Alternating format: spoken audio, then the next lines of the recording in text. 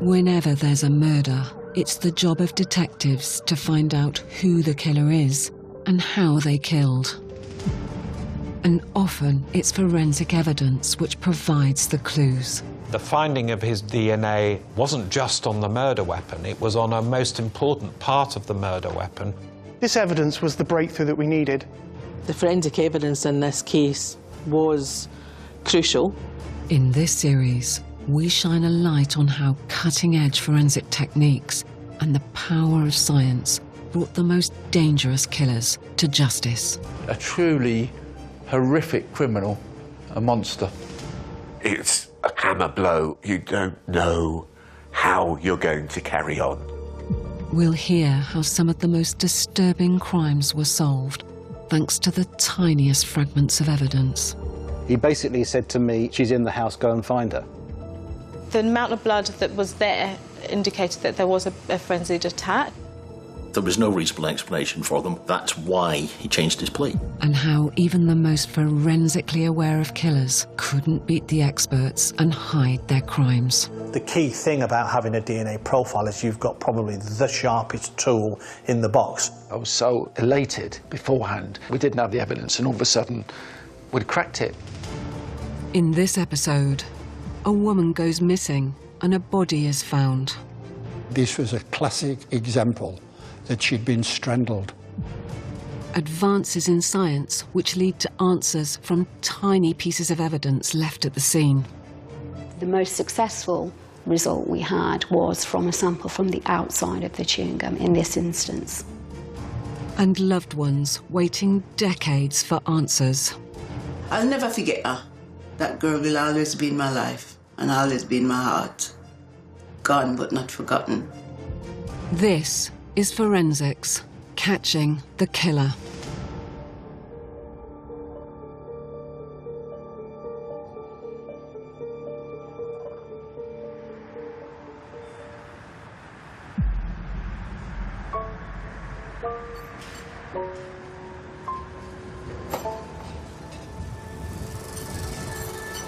The local residents in the block of Masonettes first noticed a strong and unpleasant smell coming from a utilities cupboard owned by the council.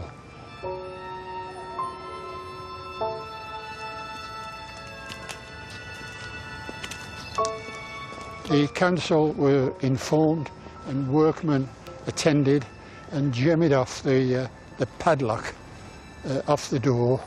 And it was then discovered that there was a body inside the cupboard, covered with blankets and paper.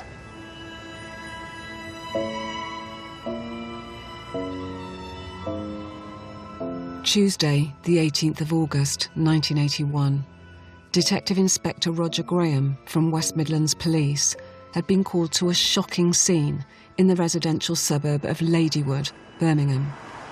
It was clear that the body lying under the stairs had been there for days. As is usual for such incidents, there were many police cars of all types and an ambulance. And when I approached the cupboard, I could see the dead, decomposed body. It had clearly been there for some days. It certainly was very, very suspicious, understandably, but with no sign of visible injury, and until a post-mortem had told us the cause of death, it would not have been wise to go off at a tangent, really, and to wait for substantial evidence as to how she died. The door to the right gave the residents access to the masonettes which were above.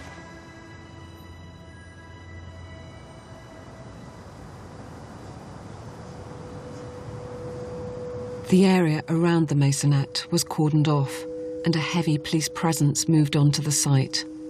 The resident registered as living at the address was a 24-year-old mother of two Nova Welsh. She had not been seen for a few weeks. Nova was last seen on the 26th of July. In the days that followed, the milkman carried on delivering milk, for example, until somebody left a note for the milkman saying no more milk till further notice. Around the same time, Prince Charles and Lady Diana Spencer were getting married. This was after Nova disappeared.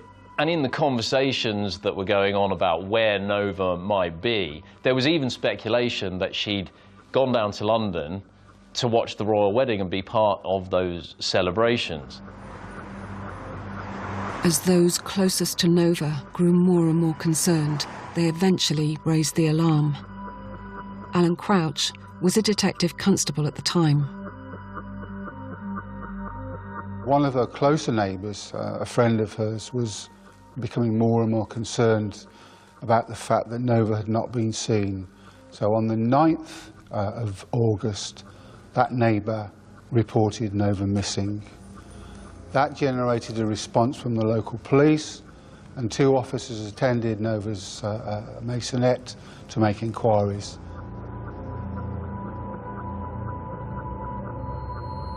They found that the masonette was secure, and I think had to force entry.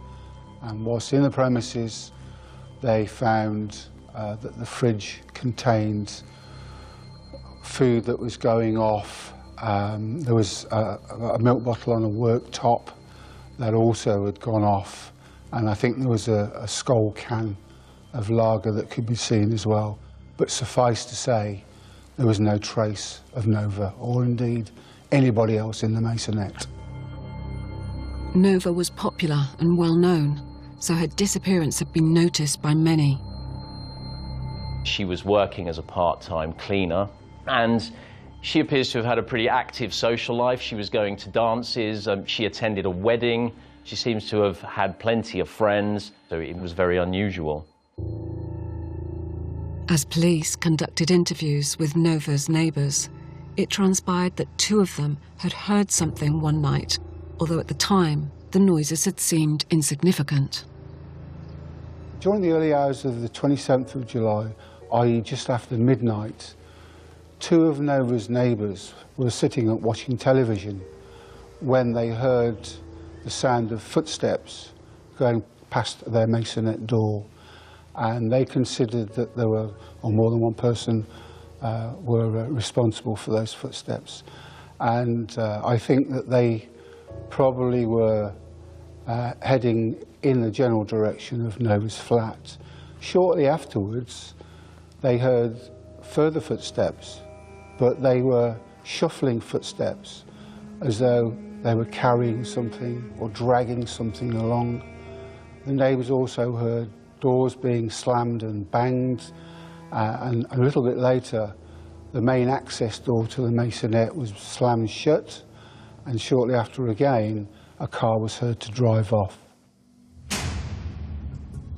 The immediate priority now was to confirm that it was definitely Nova. But with an advanced stage of decomposition, even that proved challenging. It's vitally important that we get a positive identification so that we don't start talking about the wrong person who isn't deceased. What normally happens, either a member of her family or a close friend would have been taken to the police mortuary and identified her in the mortuary. A physical examination would not be possible and would not be desirable. You just couldn't do it. But there were items of jewellery with the body.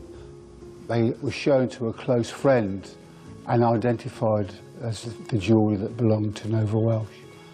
Beyond that, we found that Nova was a patient of a dentist in the Handsworth area, and we were able to access dental records and confirm that the dental records were identical to those of the deceased. The forensic pathologist's positive identification of Nova was just one part of the jigsaw puzzle. Now detectives needed to know how she had died and who had left her under the stairs. The death was suspicious and unexplained, and Nova's body was in the utility cupboard on the ground floor of the Masonettes.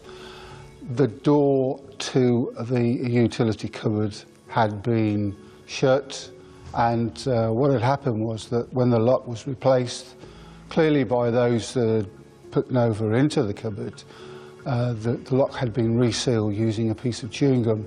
But I remember that along with the lock there were some splintered pieces of wood and I think a couple of screws as well. There is no way in this world that Nova could have actually been able to self-lock herself in the cupboard. It appeared that whoever had put the body there had used that chewing gum to fix the lock. In the absence of DNA profiling in the early 1980s, all detectives could do was safely store these items of evidence. But in order to build a case at the time, they first needed a cause of death from the post-mortem examination, and the findings of it confirmed their worst fears. I was present, as was the detective superintendent. The coroner for Birmingham, a very experienced and distinguished coroner, he pointed out to me a bone in the neck, which was fractured, and he said this was a classic example that she'd been strangled.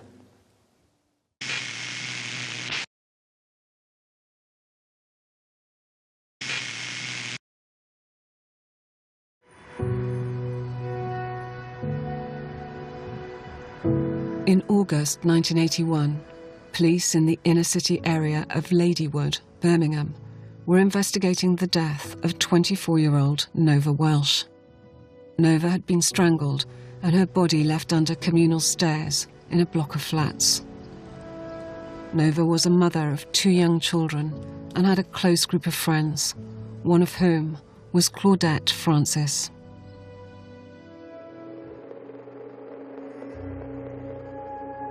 Nova was a bridesmaid at my wedding. See somebody you would love because she was placid, nice to talk to. She listens to you and you listen to what she has to say. And that's how she was. I've never seen a bad side to Nova. She's always been a nice person. And that's how I still imagine she would be. My imagination of her coming in, sitting down, can I have a cup of tea or can I have a soft drink? And we'd sit and we'd talk what women do, what women talk about, you know. There was nothing about her that was argumentative. She was just one pleasant person to be with, and that's Nova.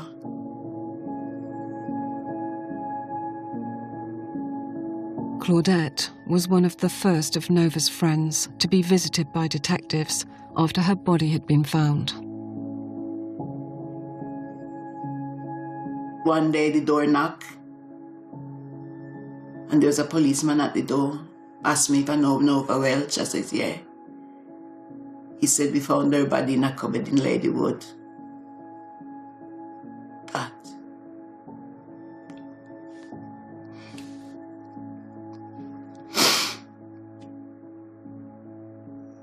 My legs went to jelly.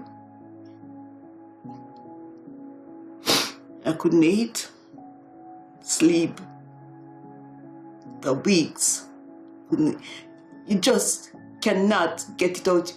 You can't get it. You can't take it in. It can't sink in that somebody could do this to somebody. I can't understand. Nobody said they didn't see anything.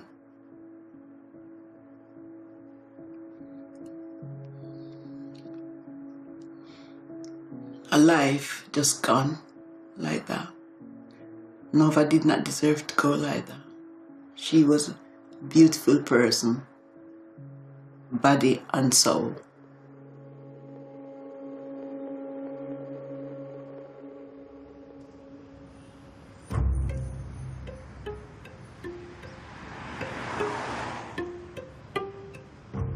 Nova Welsh was born in Jamaica in 1957. She came to this country at a fairly young age with her family and settled in the Birmingham area. She developed a relationship with a man we know as Osmond Bell. They set up home together and ultimately had 2 children, 2 boys, who at the time of her murder were 2 and 4. The family lived in a part of Birmingham which was popular with the Afro-Caribbean community and where tensions with the police at the time were running high. Birmingham at the time was, as it probably is now, a fairly multicultural society. There was certainly in the Handsworth and certainly parts of the Ladywood and Windsor Green areas quite a large Afro-Caribbean community, also a Sikh community. And when I cast my mind back to July and August of 1981, there was some significant unrest and disorder in the Ladywood areas and indeed in surrounding areas. And those problems weren't exclusive to Birmingham and its suburbs that summer. There was a lot of racial tension at the time. There'd been riots in Brixton in London in the April of that year. Then there'd been riots in July in 1981. And one of the reasons for those riots was institutional racism on the part of the police. Lots of people complaining about stop and search. Every single person involved in this case, witnesses, people who the police needed information from, was a Caribbean youth, either male or female, all Nova's friends, all the neighbours. And it was at the same time when there was a huge distrust by Caribbean youth of the police. So you can imagine that it was very difficult for them to actually get any information out of the people who they needed to talk to.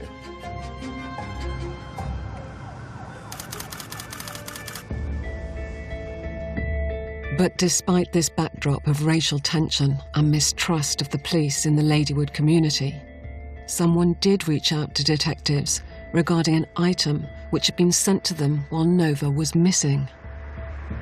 On the 9th of August, a letter was received via the post by one of Nova's neighbours. It was an anonymous letter, and the author of the letter stated that she and her boyfriend were outside of the Masonettes on the ground floor and that they could see into Nova's window, Masonette window, and they saw an event take place where Nova was pulled down. Now, I was always sceptical about that and remain sceptical because I don't see how it's possible from the ground floor to see into one of Nova Welsh's windows, given that it was on an upper floor.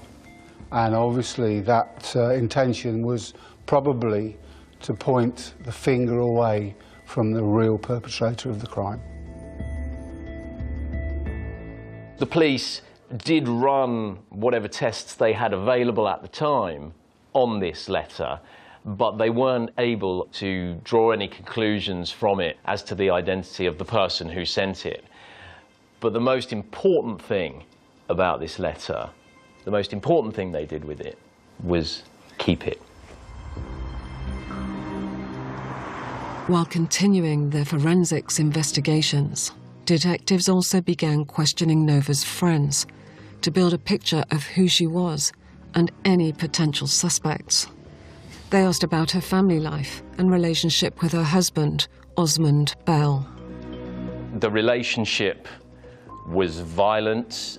Neighbours have reported a lot of arguments. Nova's friends reported that she would tell them that he was violent.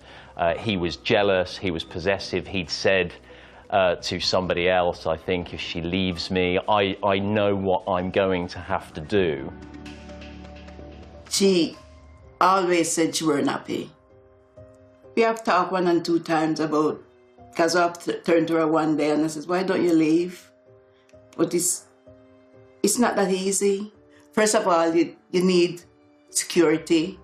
You need somewhere to go. So she couldn't just take her 2 boys and go. It wasn't that simple.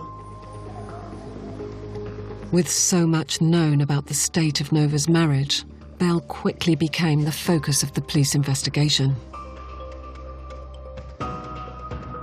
This history of domestic violence with reports coming from more than one source. He was heavily suspected by the police.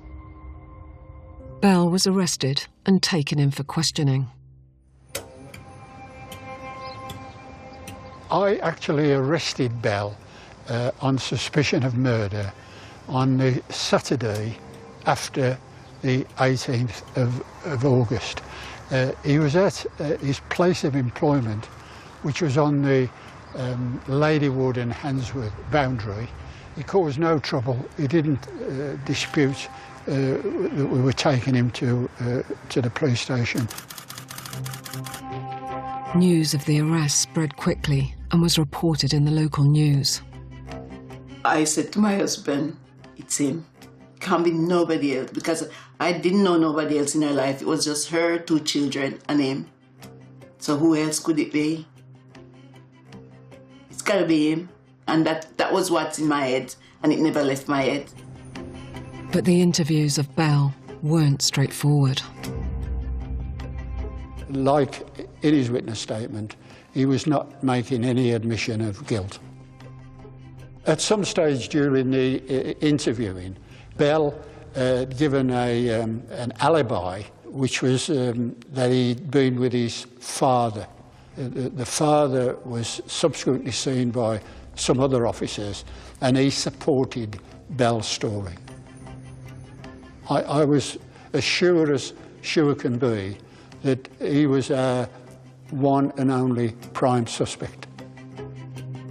But to prove their theory that Bell was involved in Nova's killing, detectives needed conclusive forensic evidence.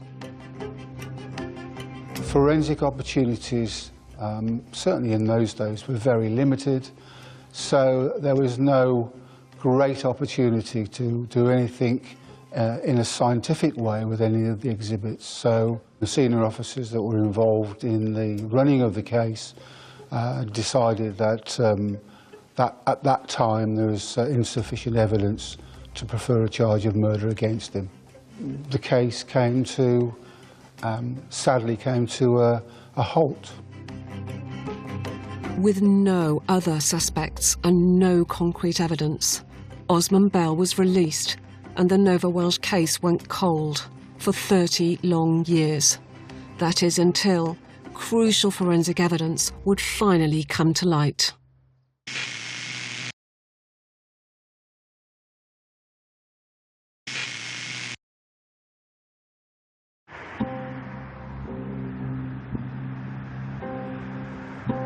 In August 1981, a young mother of 2 was found dead in a cupboard underneath stairs in a block of flats in Birmingham. Nova Welsh had been strangled. The prime suspect, her violent husband, Osman Bell. But he had a strong alibi, and with no forensics linking him to the scene, he was released without charge, and the case went cold. 30 years later, that was about to change. In November of 2011, I'd left the police service. I was no longer a serving officer, but I'd actually been re-employed as a member of police staff on a major crime review team. The aim is always to try and look at cases on a biannual basis, and certainly in 2011 it was decided that the time was right to carry out a review of the murder of Nova Welsh. Alan knew that advances in forensic science might provide answers for the case, but first he had to assess what, if any, evidence still remained. Myself and a colleague, we made some inquiries and we determined that there were 2 boxes of material from the original investigation that were held at secure storage, and we created an inventory of all the items that were in the boxes, so we itemised everything, and what I found was that the anonymous letter and the envelope and the lock and the screws and the splinters of wood and the chewing gum on the lock was still with the case papers and exhibits. Nova's death and the review of the material that existed presented quite a lot of opportunity. The case was then brought to the attention of Detective Chief Superintendent Caroline Marsh. She took the decision to present it to the Crown Prosecution Service in 2013 to have it fully reopened. We found some exhibits that we could submit for re-examination.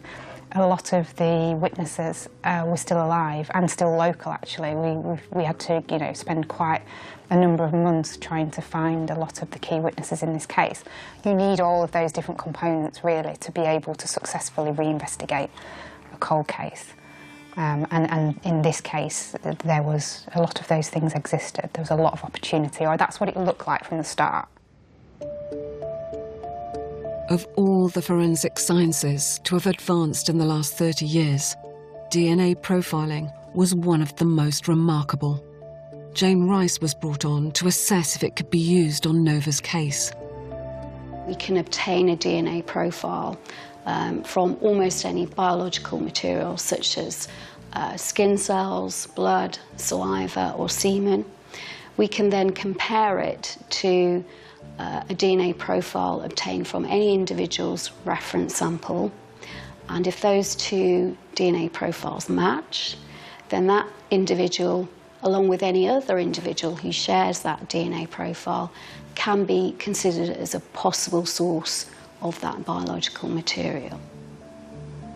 Certainly prior to the 1990s, it wouldn't have been possible, or it would have been extremely unlikely to be able to get a result by any other forensic method. Of the few pieces of evidence remaining from the area under the stairs where Nova had been found, the most significant was the smallest. It was the piece of chewing gum which had been used to secure the lock to the cupboard, which she had been left in. This particular chewing gum was a bit more challenging. It was very old, it was dried out, it was actually quite brittle, and it was quite dirty on the outside. In this instance, we tried a number of different ways of sampling. There were some loose crumbs of chewing gum which had flaked off, so we did try and extract DNA from those. We also took a sample from the outside of the chewing gum and attempted DNA profiling that. And we also took a third sample from inside the chewing gum, from within it. We cut sections off it with a scalpel blade and place those small sections directly into a tube with some reagents. We then use those reagents to extract the DNA from that sample. The most successful result we had was from a sample from the outside of the chewing gum in this instance. Now the forensic team turned their attention to the anonymous letter which had been received by one of Nova's neighbours back in 1981, when she was still missing and prior to her body being found. With an item like an envelope, we are aware it would have been handled. Perhaps during its manufacture, it would be handled perhaps in the shop or the post office where it was sold. It may have been handled by other individuals in the household before it was taken and sealed down.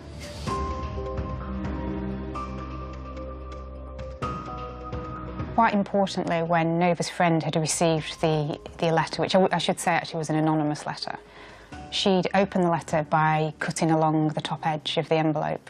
So the majority of the lick seal on the envelope was undisturbed and preserved. So that presented us with an opportunity then around, could we perhaps obtain a DNA profile from the saliva that would have contributed to sticking that lick seal down.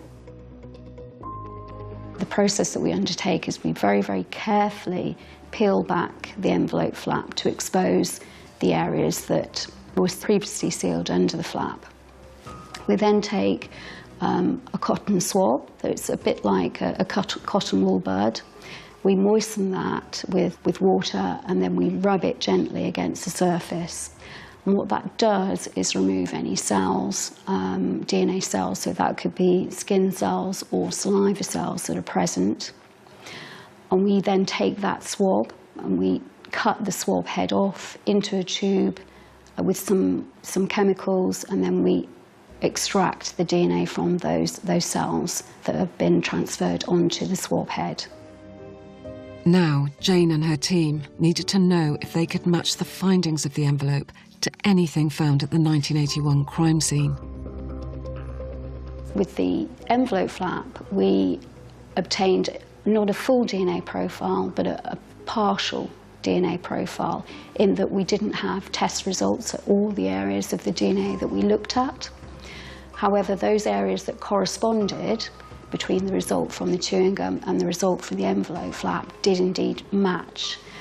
And what that indicated to us is the DNA on the envelope flap and the DNA on the chewing gum originated from the same individual.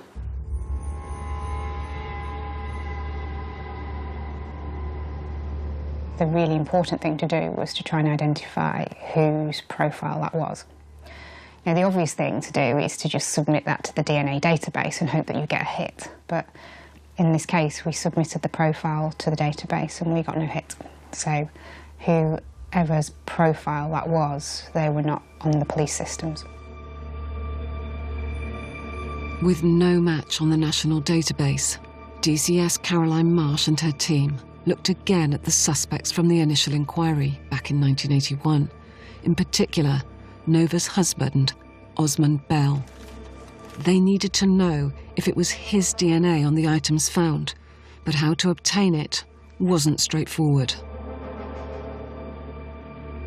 There was a couple of things we could do. So we could just go out and arrest Osmond Bell for the murder of Nova again and bring him in for interview and then take that sample of DNA and submit it to the laboratories. We could have gone out if we didn't feel we had enough to go and arrest him. We could have gone to see him and asked him for a voluntary sample of DNA, which of course he could have refused. If we went out and arrested him and brought him in and said, we've rearrested you for the murder of Nova, and we take his DNA profile, it's a very straightforward line of inquiry that we'll re-interview him. He'll probably either go no comment or he will say exactly what he said in 1981, and we don't really get much further. If we knew that that profile already matched, at the point that we go into an interview with him, we've got the trump card, because we can start to challenge him around, well, actually, how was your DNA got into some chewing gum behind a lock on a cupboard where Nova's been found deceased? It gives us some additional opportunity. But we also had a concern in this case that somebody else had assisted Osmond Bell. We decided that we wanted to know in advance of any arrest whether Osmond Bell's profile matched. So we took about a piece of work of doing what we would call a covert recovery of his DNA.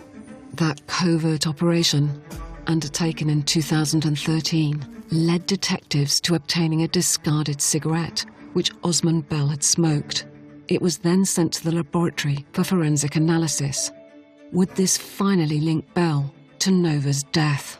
We were able to take that cigarette butt, recover cells from the section of the cigarette that would go into somebody's mouth, be in contact with their lips, and we were able to recover traces of DNA and determine a DNA profile. That acted as a surrogate reference sample for Osmond Bell.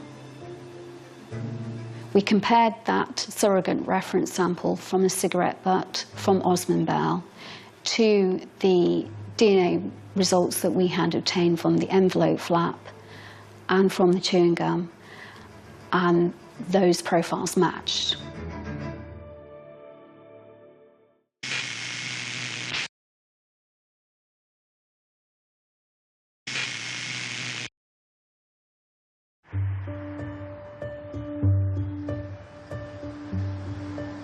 In late 2013, police in Birmingham were re-investigating the killing of 24-year-old Nova Welsh back in 1981. Nova had been strangled, and the killer remained at large for over 30 years. But now, through covert recovery of a cigarette butt, detectives had obtained a match between DNA found at the crime scene with that of Nova's husband, Osman Bell.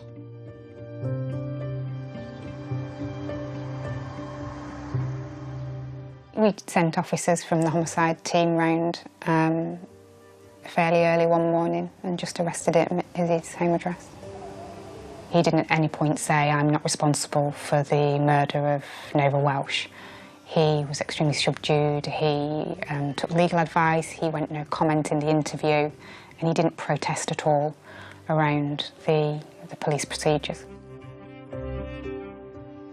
The DNA match between the saliva on the letter and Osman Bell was 1 in a quarter million. And they said the DNA match between the DNA on the chewing gum and Osman Bell was 1 in a billion. It was a high-tech breakthrough that they'd had.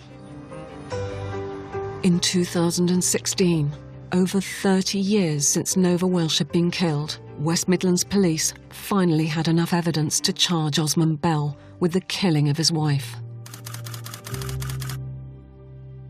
Some of Nova's friends were asked to give evidence in court and took the brave step of speaking up for her after all this time. When I went to court, I was terrified. I'm not joking, I really was. I went the back way, they bring me up through the back way, and then they had a thing, I got a board, and there he was doing this, trying to look at me, and the policeman said, no, sit back, pull him back. You're not allowed to do that.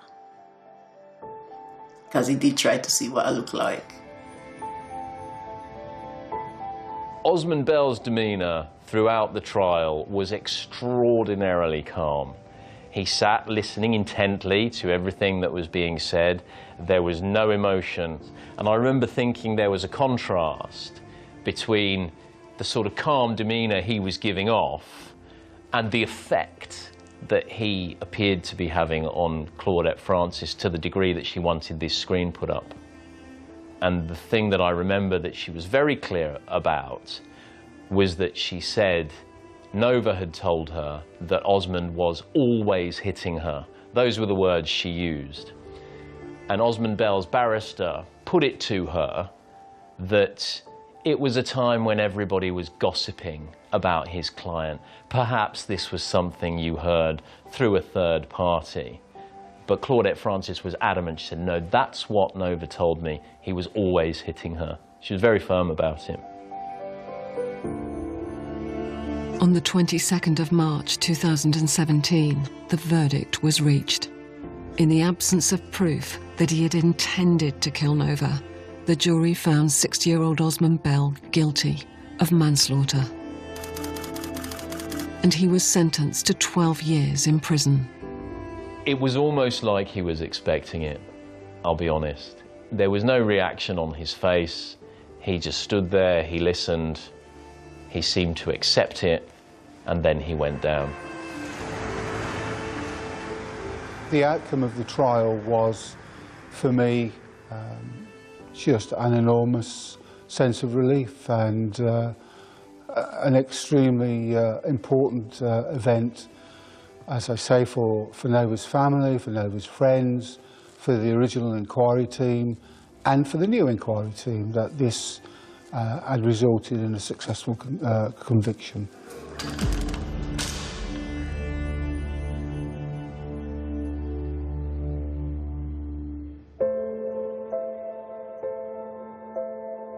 Without forensic science and the diligence of detectives in 1981, who retained the vital evidence from the scene, Nova's case would have remained unsolved and her killer free. So what was remarkable about this case is that we were able to look at an old case that had remained unsolved and apply new forensic techniques, new DNA technologies, and obtain DNA profiles from very old and very degraded DNA material. If we hadn't managed to find the door lock and the chewing gum and the letter, if they'd been disposed of years ago, as sometimes happens on old, particularly 30-year-old cases, we wouldn't have been able to do the reinvestigation, and we certainly wouldn't have been able to identify Osman Bell as the main suspect and then convict him of Nova's manslaughter. Some elements of the case remain unsolved to this day, and some questions unanswered. There was things that really didn't settle very well with me, that didn't quite fit, and one of those things was people who are deceased, their bodies are a lot heavier. And it just didn't settle very well with me that Osman Bell, who was really quite a slight individual, would have been able to pick up Nova's body and carry her 3 flights down dogleg stairs and then get her into the very back corner of the store cupboard, whilst also breaking the door, which you had to do to get in because it was a locked door that only the council had keys to. So it still remains an unanswered question. We've never been able to resolve that, but I honestly believed that somebody else, I still do believe, helped move Nova's body from the flat down to the store cupboard.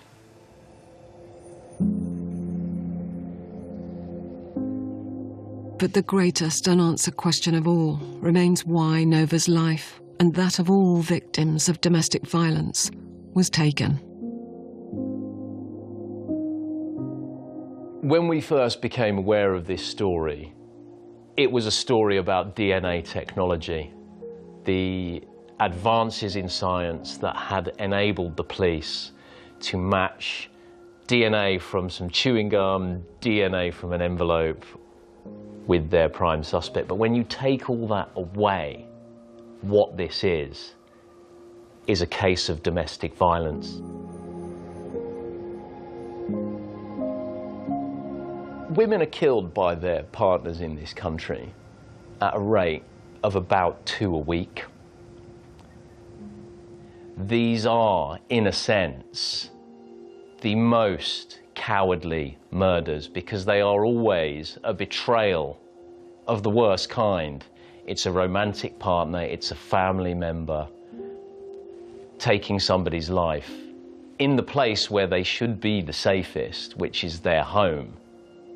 And to me, that makes it much more important that the police should do everything they can to find and bring these men to justice, even if it takes 3 decades.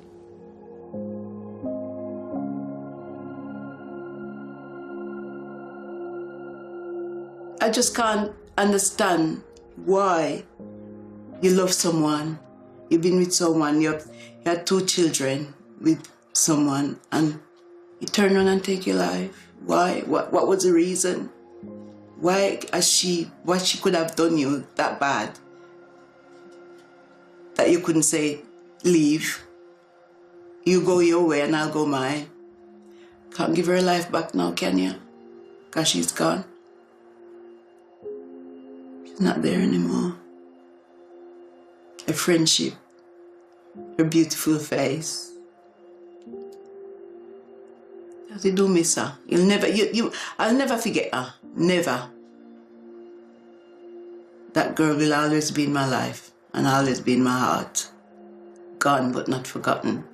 And that's how I see her.